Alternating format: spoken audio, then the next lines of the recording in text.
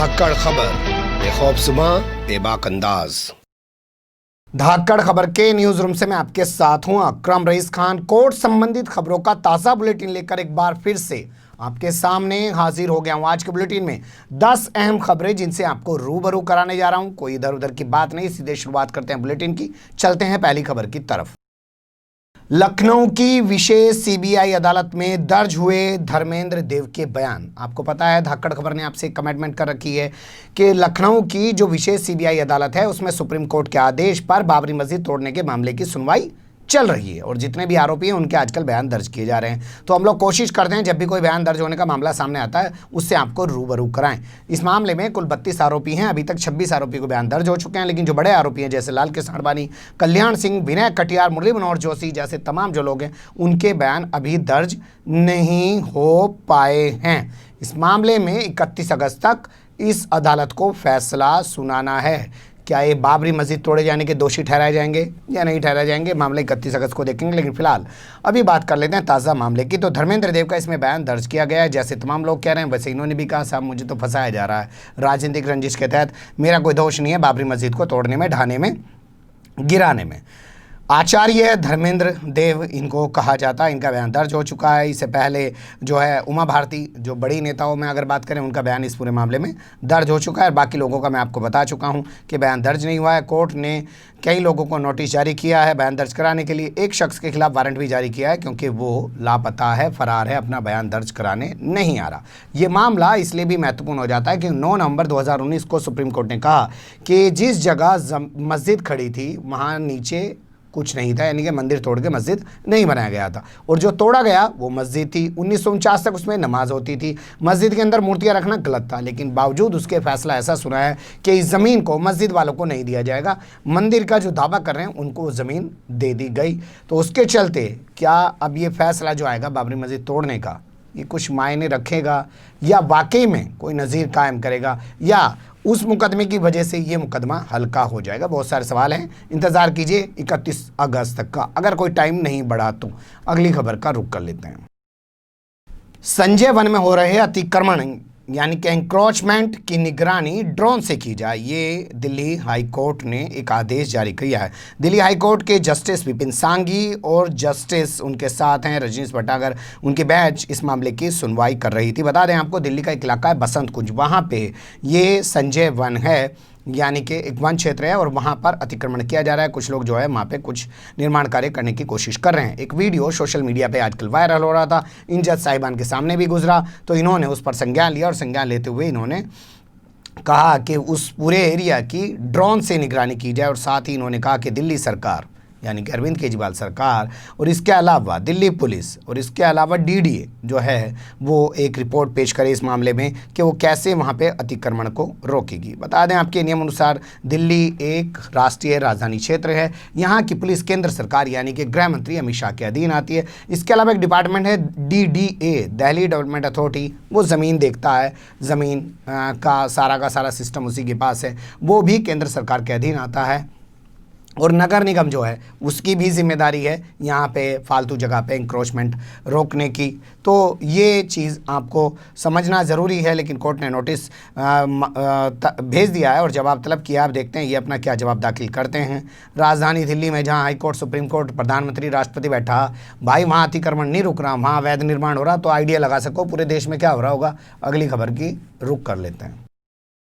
काफ़ी महत्वपूर्ण खबर है, भोंपू मीडिया वाले आपको बताने वाले नहीं हैं। फर्जी बाबाओं के आश्रम पर सुनवाई करने को तैयार हो गया है सुप्रीम कोर्ट। ये अपने आप में बहुत बड़ी खबर है। क्यों तैयार हुआ, थोड़ा सा वो समझ लीजिए। एक शख्स सुप्रीम कोर्ट पहुंचे, उन्होंने कहा साहब मेरी बेटी जो है अमेरिका की एक यूनिवर्सिटी से पढ़ के आई है, लेकिन पिछले 3 साल से दिल्ली के जो रोहिणी इलाके में आध्यात्मिक विद्यालय है जो उसमें वो है, वहाँ से वो नहीं निकल पा रही है। अब तो कोरोना चल रहा है, मेरी बेटी समेत वहाँ पे 170 लड़कियाँ हैं, उनको नहीं निकाला जा रहा है, जबकि कोरोना के चलते अच्छे स्कूल, अच्छे तमाम जो भी संस्थान हैं वो खाली करा दिए गए बच्चों से, क्योंकि भीड़ जुटने से कोरोना फैलने का डर है। इसलिए मैं आपसे गुजारिश करता हूँ मेरी बेटी को वहाँ से निकाला जाए, क्योंकि इस आश्रम को चलाने वाला जो वीरेंद्र देव दीक्षित है वो पिछले 3 साल से फरार है और उस पर यहीं की एक लड़की से रेप करने का आरोप है। आपको याद होगा उस वक्त मीडिया जा के दिखाया करता था, ये देखिए किलेनुमा आश्रम है, यहाँ पे बच्चियों के साथ वो होता है, यहाँ पे वो होता है, लेकिन बलात्कार का आरोपी 3 साल में नहीं पकड़ पाई दिल्ली पुलिस। और ये वो दिल्ली पुलिस है जो दिल्ली दंगे के लोगों को, आरोपी जो हैं, कैसे पकड़ के लेके आ रही है। सीए में जो लोग प्रोटेस्ट कर रहे थे उन लोगों को कैसे पकड़ के लेके आ रही है। तबलीगी जमात के लोगों को कहां से पकड़ के लेके आई, देख रहे हैं। लेकिन ये बाबा जो बलात्कार का आरोपी है लड़कियों से, राजधानी दिल्ली के अंदर बैठा है सिर्फ किस लिए, क्योंकि उसका नाम देवेंद्र दीक्षित है। उस देवेंद्र देव दीक्षित है, उसको ये 3 साल से नहीं पकड़ पा रही। ऐसा ही आरोप शनिधाम मंदिर के महंत दाती महाराज पे भी लगा था, उसमें भी पुलिस में डुलमुल रवैया अपनाया, ठंडे बस्ते में उस मामले को डाल दिया, जबकि मामला कोर्ट में पहुंचा था। लेकिन अब देखना दिलचस्प होगा जो इन्होंने दलील दी है पिटिशनर ने। उन्होंने कहा कि साहब एक बात बताइए, देश का सबसे जाना माना हिंदू समाज का जो अखाड़ा है वो है अखिल भारतीय अखाड़ा परिषद ने भी कहा है कि 17 ऐसे बाबा हैं जो फर्जी हैं और उनके जो आश्रम है वो भी फर्जी हैं। इसलिए मैं चाहता हूं कि सिर्फ देवेंद्र देव दीक्षित के आश्रम पर ही कार्रवाई ना हो, वहीं से बच्चियों को, लड़कियों को आज़ाद ना कराया जाए। पूरे देश में ऐसे जितने 16-17 आश्रम हैं उन सब जगह पर छापेमारी की जाए, उन सबको बंद कराया जाए और वहाँ से बच्चियों को, लड़कियों को निकाला जाए, क्योंकि वहाँ पर उनका यौन उत्पीड़न होता है। बाबा जी चिलम सुलगाते हैं और यही सब धंधे वहाँ पे करते हैं। लेकिन सवाल उन पर भी है कि जिनकी बेटियाँ अमेरिका तक से पढ़ के आ रही हैं वो कैसे इस मायाजाल में आखिर फंस जाती हैं, उनको भी गौर किया जाना चाहिए। जब ऐसी तस्वीरें लगातार सामने आती हैं फिर भी बच्चियाँ भी क्यों नहीं समझ पाती हैं, वो क्यों इस भ्रमजाल में फंस जाती हैं। लेकिन दिल्ली पुलिस जवाब दे कि आखिर वीरेंद्र देव दीक्षित है कहाँ। काफ़ी महत्वपूर्ण खबर है, आप लोग सुन के काफ़ी खुश होंगे। कल भी मैंने आपके सामने बुलेटिन में एक खबर रखी थी, क्योंकि हर आदमी अपने मतलब की खबर ढूंढता है। देखिए अखबार जब आप पढ़ते हैं ना, कोई बच्चा होगा स्पोर्ट्स से ताल्लुक़ रखता होगा, सबसे पहले पता क्या है, स्पोर्ट्स का पन्ना देखता है, उसे मतलब ही नहीं होता। पुलिस वाला होता है, ये देखता है सर पुलिस से जुड़ी हुई खबर कहाँ छपी है। वकील है वो अपनी खबर देख, व्यापारी है वो देखता है अरे भैया सोने का क्या भाव बढ़ गया, दाल रेट क्या भाव हो गया। तो हर आदमी, फिल्मी दुनिया से जुड़े जो बच्चे हैं या जो लोग हैं वो अपनी खबरें सबसे ज़्यादा देखते हैं। ऐसे ही इस प्लेटफॉर्म पे भी है भैया, हर आदमी अपने मतलब की खबर ढूंढ ही ले। कल मैंने आपके सामने खबर रखी थी कि दिल्ली की साकेत कोर्ट ने मलेशिया के 122 जमातियों को जमानत पर रिहा कर दिया है, उनको जमानत दे दी। आज उससे भी बड़ी खबर आ रही है, साकेत कोर्ट ने अब 21 देशों के 91 यानी कि 91 जमातियों को जमानत पर रिहा कर दिया है। मैं कुछ देशों के नाम आपके सामने रखने की कोशिश करता हूँ, 21 देश हैं, कोशिश करूंगा सारे के सारे बता पाऊं। अफगानिस्तान एक नाम है, ब्राजील है, चीन है, अमेरिका है, यूक्रेन है, और इसके अलावा ऑस्ट्रेलिया है, मिस्र है, रूस है और अल्जीरिया है, और इसके अलावा फ्रांस का भी नाम इस मामले में है, कजाकिस्तान, मोरक्को, ये तमाम देशों के इसमें लोग हैं। और आगे बढ़े, ट्यूनीशिया भी आ जाता है, ब्रिटेन भी आ जाता है, फिजी भी आ जाता है, सूडान भी आ जाता है, फिलीपींस भी आ जाता है और इथोपिया भी आ जाता है। इन 21 देशों के 91 जमातियों को कोर्ट ने जमानत दे दी है। लेकिन अभी बड़ा सवाल ये कि इनके खिलाफ जो चार्जशीट दाखिल है आखिर उस पर ट्रायल कब होगा। कुछ लोग कल कमेंट्स कर रहे थे जमानत, ये बरी हो गए, बरी होना नहीं होता, जमानत मिलना, जमानत दी है। अब इनके खिलाफ जो दिल्ली पुलिस ने चार्जशीट दाखिल की है, क्राइम ब्रांच ने जो चार्जशीट दाखिल किया उसको कहते हैं आरोप पत्र। उस पर पहले चार्ज फ्रेम होगा, अदालत किस आधार पर मुकदमा सुनेगी, किन धाराओं के तहत सुनेगी, उसके बाद ट्रायल शुरू होगा। यानी कि सरकारी वकील जो है वो इन पर आरोप लगाएगा कि साहब इन्होंने ऐसे ऐसे कर दिया, पासपोर्ट का उल्लंघन किया, वीज़ा जो है ये लेके कुछ और आए थे और यहाँ पे कुछ और काम कर रहे थे और भीड़ इकट्ठी करके महामारी फैलाने की कोशिश कर रहे थे कोरोना के दौर में। जबकि इनका वकील जो है वो अपनी दलीलें रखेगा। सहारनपुर का मामला हमारे सामने है, जहाँ पे 1 महीने की सज़ा काटने के बाद इंडोनेशिया के 17 जमातियों को इसी सरकार ने उनके घर भेज दिया। लेकिन अब भोंपू मीडिया नहीं दिखाएगा ये तमाम खबरों को, क्योंकि इनके ज़रिए नफरत नहीं फैलेगी ना, अब हवा निकल जाएगी सरकार की और भोंपू मीडिया की ये दिखाएगा। तो अगली खबर का रुख कर लेते हैं। ओपन बुक एग्ज़ाम अब 15 अगस्त तक टाल दिए हैं दिल्ली यूनिवर्सिटी ने। इसे लेकर दिल्ली हाईकोर्ट ने सख्त नाराज़गी जताई है और उसकी खिंचाई की है। दिल्ली हाईकोर्ट की जस्टिस प्रतिमा एम सिंह ने इस पूरे मामले पर सुनवाई करते हुए कहा कि पहले 1 जुलाई डिसाइड की गई कि 1 जुलाई को एग्ज़ाम कराएंगे, फिर उसके बाद अचानक 10 जुलाई डिसाइड कर दी जाती है, फिर 10 जुलाई को भी नहीं कराया जाता और अब कहा जा रहा है कि 15 अगस्त को एग्ज़ाम कराए जाएंगे। दिल्ली यूनिवर्सिटी का ये व्यवहार दिखाता है कि वो यहाँ के बच्चों के भविष्य से खिलवाड़ कर रही है। बहुत बड़ी टिप्पणी है साहब, ये बच्चों के भविष्य से खिलवाड़ करने वाली टिप्पणी जो दिल्ली हाई कोर्ट कह रहा है। लेकिन मोदी जी का दौर है साहब, अमित शाह का दौर है, शिक्षा मंत्री आप जानते हैं आजकल कौन बैठे हैं, उनका दौर है। उनके दौर में दिल्ली यूनिवर्सिटी जैसी यूनिवर्सिटी की ये इमेज रह गई है कि हाई कोर्ट उसको फटकार लगा रहा है। और हाई कोर्ट ये कह रहा है कि दिल्ली यूनिवर्सिटी की कथनी और करनी में फ़र्क है। दिल्ली यूनिवर्सिटी कह रही है, शब्दों को सुनिएगा, दिल्ली यूनिवर्सिटी कह रही है कि हमारी तैयारियां पूरी है, लेकिन जो वो अपनी मीटिंग्स के नोट्स लेके आते हैं, यानी जो उनकी मीटिंग्स होती है उनके जो मिनट्स लेके आते हैं, उसमें कुछ और बात चल रही है, बोल कुछ रहे हैं, दिखा कुछ रहे हैं। तो इस पर फटकार लगाई और कहा है कि दिल्ली यूनिवर्सिटी का रवैया ठीक नहीं है और वो कोर्ट को हल्के में ले रही है। जबकि इसी दिल्ली यूनिवर्सिटी के खिलाफ डबल बेंच में एक मामला चल रहा है। बता दें आपको, 1 जुलाई से 10 जुलाई तारीख किए जाने को लेकर हाई कोर्ट संजीदा हो गया था और उसने कहा ये हमारे आदेश का उल्लंघन है, अवमानना है, और उसने दिल्ली यूनिवर्सिटी के खिलाफ एक अवमानना का केस शुरू कर दिया है। तो यहाँ जस्टिस प्रतिमा एम सिंह का कहना है कि हम इस वाले मामले को, जिसको वो सुन रही हैं, इसे भी हम उसी अवमानना बेंच के पास भेज रहे हैं। वो ही अब दिल्ली यूनिवर्सिटी के मामले की सुनवाई करेगी और उसके बाद देखा जाएगा कि दिल्ली यूनिवर्सिटी के खिलाफ किस तरीके का एक्शन लिया जाए या वो कौन सा अपना वहाँ पे पक्ष रखती है। ये बहुत बड़ी खबर है, इस पर तो बाकायदा प्राइम टाइम शो होने चाहिए थे। सोचिए, हज़ारों लाखों बच्चों के भविष्य का मामला है, लेकिन मीडिया क्या कर रहा है, तू हिंदू मैं मुसलमान। अगली खबर का रुख कर लेते हैं। सुप्रीम कोर्ट ने तमिलनाडु विधानसभा के अध्यक्ष और वहां के 11 विधायकों को नोटिस जारी किया है। ये काफ़ी गंभीर मामला है, जब आप सुनेंगे तो चौंक जाएंगे कि ऐसा भी हो सकता है, पर भाई कुछ भी हो सकता है। इस वक्त नरेंद्र मोदी का दौर है, ये भारत जो है नरेंद्र मोदी के दौर का भारत है, ये मनमोहन सिंह के दौर का भारत नहीं है कि, या उससे पहले का भारत नहीं है कि सिख प्रधानमंत्री, मुस्लिम राष्ट्रपति, उस तरीके का भारत नहीं। अब तो ऊपर से नीचे तक सब आरएसएस वाले लागे भर दिए, राष्ट्रपति, उपराष्ट्रपति, प्रधानमंत्री, मुख्यमंत्री, सब। अब कहने सुनने की जरूरत नहीं है। सुप्रीम कोर्ट में पिटीशन दाखिल की है डीएमके ने। आप जानते हैं डीएमके राजनीतिक पार्टी है तमिलनाडु की, और उसने कहा है कि साहब 2017 में जब विधानसभा के अंदर बहुमत साबित करना था तो उस वक्त एआईडीएमके, यानी कि जयललिता वाली पार्टी जो अभी इस दुनिया में नहीं रही है जयललिता, उनकी पार्टी के 11 विधायकों ने जो वहाँ के सीएम बनाए गए पलानीस्वामी के खिलाफ वोट डाला था। तो ऐसे में उनको सस्पेंड कर दिया जाना चाहिए था, उनकी सदस्यता बर्खास्त कर दी जानी चाहिए थी। लेकिन पिछले 3 साल से विधानसभा अध्यक्ष इस मामले में कोई भी निर्णय नहीं ले रहे हैं, जबकि उनको नियमानुसार ये निर्णय बहुत जल्द ले लेना चाहिए। पी धनपाल उनका नाम है और उनके निर्णय न लेने पर ये सुप्रीम कोर्ट पहुंचे हैं। तो सुप्रीम कोर्ट ने नोटिस जारी कर दिया है विधानसभा अध्यक्ष को भी और 11 के 11 विधायकों को। जस्टिस एस ए बोबड़े की 3 सदस्य वाली बेंच इस मामले की सुनवाई कर रही है। विधायकों की तरफ से पेश हुए देश के पूर्व अटॉर्नी जनरल मुकुल रोहतगी, जानते होंगे ना, बहुत महंगे वकील हैं भाई साहब, पहुँच मत जाना हल्के में। तो वो पहुंचे और उन्होंने कहा साहब नोटिस मत जारी करिए। नोटिस जारी करने का विरोध किया, लेकिन कोर्ट ने नोटिस जारी किया और कहा कि 4 हफ्तों के भीतर हमें विधानसभा अध्यक्ष से बताया कि इस मामले में क्या कार्रवाई की है या करेंगे, नहीं तो उनके खिलाफ एक्शन लिया जाएगा। बता दें आपको, ऐसे मामलों में जो विधायक पार्टी के खिलाफ जाके वोट करते हैं उनकी सदस्यता रद्द कर दी जाती है और ऐसी सीटों पर उपचुनाव होता है, जैसा हम मध्य प्रदेश में देख रहे हैं कि 22 विधायकों की सदस्यता कांग्रेस ने रद्द कर दिया, वो विधायक नहीं रहे हैं और उनकी सीटों पर चुनाव होगा। लेकिन यहाँ 3 साल से फैसला ही नहीं लिया जा रहा है साहब, है ना, ऐसा इतिहास में कभी हुआ है। अगली खबर का रुख कर लेते हैं। काफ़ी महत्वपूर्ण खबर है, सुप्रीम कोर्ट से आ रही है और मुझे लग रहा है सुप्रीम कोर्ट में जाने से पहले इस मुद्दे पर डिबेट होना चाहिए था।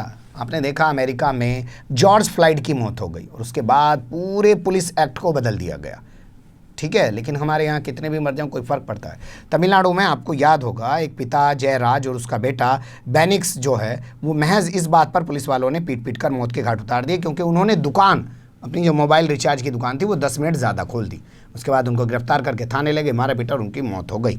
उस पूरे मामले के बाद तमिलनाडु में हंगामा हुआ, एक पुलिस वाले को गिरफ्तार करके जेल भी भेजा गया, कहीं पुलिस वाले सस्पेंड हुए।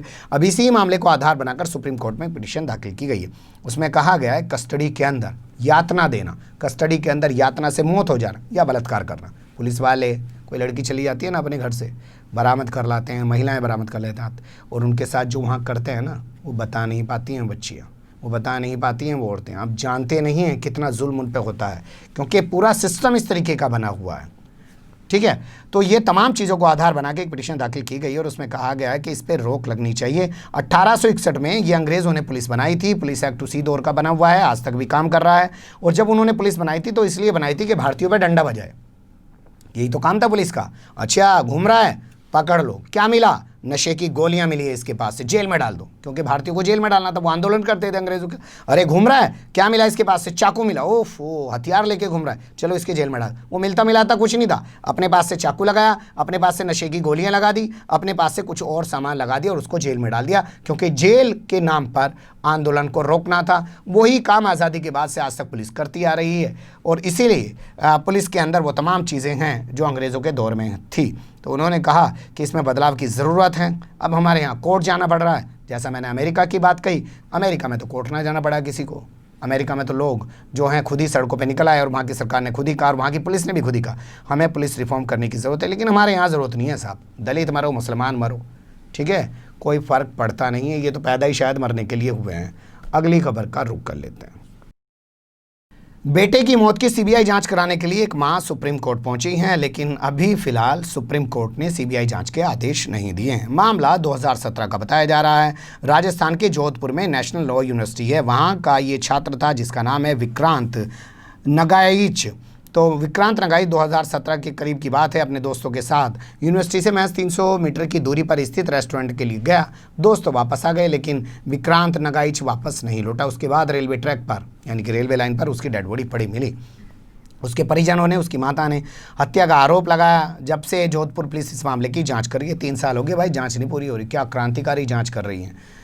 तो इस मामले को लेकर अब वो सुप्रीम कोर्ट पहुंची। उन्होंने कहा कि उन्हें राजस्थान पुलिस पे भरोसा नहीं है, वो जांच नहीं कर रही है ठीक से, इसलिए मैं चाहती हूं कि इस मामले की सीबीआई जांच हो। तो कोर्ट ने नोटिस जारी कर दिया पिछली तारीख में। राजस्थान पुलिस आई, कहने लगी माई बाप हम तो जांच कर रहे हैं, फेसबुक और गूगल वाले जो हैं कुछ जानकारियाँ नहीं दे रहे। इस बच्चे का मोबाइल टूट गया, डैमेज हो गया, उससे हम कुछ रिकवर नहीं कर पाए, वो तमाम चीज़ें आ जाएं तो हम अपनी जांच कंप्लीट कर लेंगे। कोर्ट ने कहा भैया कब तक जांच करता रहेगा, ये कौन सा तरीका हुआ? 2 महीने दे रहे हैं, 2 महीने के भीतर जांच करके हमारे सामने रिपोर्ट पेश कर दो, और बाद में देखा जाएगा कि सुप्रीम कोर्ट इस मामले में सीबीआई जांच की बात कहता है, आदेश देता है या नहीं। पर आप सोचिए कि एक माँ जिसने अपना बच्चा खोया हो, इंसाफ पाना इतना आसान है क्या? सुप्रीम कोर्ट पहुंची होगी, क्या उसकी आर्थिक स्थिति होगी, कहाँ से वो पैसे लाई होगी? लाखों रुपए में वकील आता है सुप्रीम कोर्ट के अंदर, और सुप्रीम कोर्ट से एक बार ऑर्डर करा लीजिए आप किसी मामले में, वो ऑर्डर लागू ना हो, फिर क्या करेंगे? फिर दोबारा से जाइए कि साहब आपने ऑर्डर किया था, देखिए उसको लागू नहीं कर रहे हैं, अवमानना का मुकदमा हमें दाखिल करना। लाखों रुपये, करोड़ों रुपये चाहिए इंसाफ के लिए, इतना आसान नहीं होता इंसाफ। पर उस माँ के दिल से पूछिएगा उस पर क्या गुजरती होगी। कम से कम ये कहिए कि आत्महत्या की, कम से कम ये कहिए कि उसकी हत्या हुई। हत्या की तो किसने की? 3 साल। अगली खबर का रुख कर लेते हैं। आम आदमी पार्टी के विधायक की जमानत पर सुनवाई करने से सुप्रीम कोर्ट ने इनकार कर दिया और साफ कहा कि हाई कोर्ट ने जो जमानत दी है उस पर हम सुनवाई करना नहीं चाहते हैं। अलग बात है पिटिशनर को अगर ये शिकायत है कि वो शर्तों का उल्लंघन कर रहे हैं, जिन शर्तों के आधार पर जमानत दी गई है, तो वो निचली अदालत में जा सकते हैं और वहाँ पर उनकी जमानत को चैलेंज कर सकते हैं, और निचली अदालत को अधिकार है वो उनकी जमानत रद्द कर दे। बता दें आपको, एक डॉक्टर से अवैध उगाई करने का आरोप लगा आम आदमी पार्टी के विधायक प्रकाश जारवाल पर, और उनको आत्महत्या के लिए उकसाने का भी आरोप लगा, यानी कि उन डॉक्टर महोदय ने सुसाइड कर लिया था। उसके बाद इनको गिरफ्तार किया गया, जेल गए, बाद में हाईकोर्ट ने इनको जमानत दे दी। उसी जमानत के खिलाफ जो डॉक्टर के परिजन हैं वो सुप्रीम कोर्ट पहुंचे, लेकिन सुप्रीम कोर्ट ने फिलहाल उन्हें कोई राहत देने से इनकार कर दिया है। अगली खबर का रुख कर लेते हैं। काफ़ी महत्वपूर्ण खबर है, आपके लिए खतरे की घंटी भी है, थोड़ा होशियार हो जाइए। लेकिन अब आपके गले पड़ेगी कि डीलर के गले पड़ेगी, ये अभी कुछ तय नहीं है, या इसमें कोई बीच का रास्ता निकाला जाएगा। पर सुप्रीम कोर्ट ने बहुत ही सख्त टिप्पणी की है। आपको पता है बाइक आप लोग खरीदने जाते हैं, BS4 टेक्नोलॉजी की जो बाइक है, अब तो आजकल BS6 टेक्नोलॉजी की बाइकें आ गई हैं, वही मार्केट में बिक सकती हैं। BS6 में बेनिफिट ये है कि वो पोल्यूशन नहीं करेंगी। BS4 वाली टेक्नोलॉजी जो है वो पुरानी हो चुकी है और उससे पोल्यूशन ज़्यादा हो रहा था। तो 27 मार्च 2020 को सुप्रीम कोर्ट ने एक आदेश दिया था कि भैया ठीक है, आपके पास जो स्टॉक जमा है, आप कह रहे हो कि आगे नई गाड़ियाँ बन नहीं पा रही हैं, चलो इसको बेच लो, लेकिन इतना बेचोगे। लेकिन उससे क्या हुआ कि सुप्रीम कोर्ट ने आदेश दिया, मान लीजिए 10,000 गाड़ी बेचने का, और उन लोगों ने गाड़ियां भेज दी 20,000। मामला जब सुप्रीम कोर्ट के संज्ञान में आया तो सुप्रीम कोर्ट ने सख्त नाराज़गी जताई और जो 2 व्हीलर डीलर्स एसोसिएशन है उसको जमकर फटकार लगाई, और इसमें सख्त आदेश सुना दिया है कि चाहे कितनी भी गाड़ी बिक गई हो, 31 मार्च तक जो गाड़ी बिकी है सिर्फ उसी का रजिस्ट्रेशन होगा।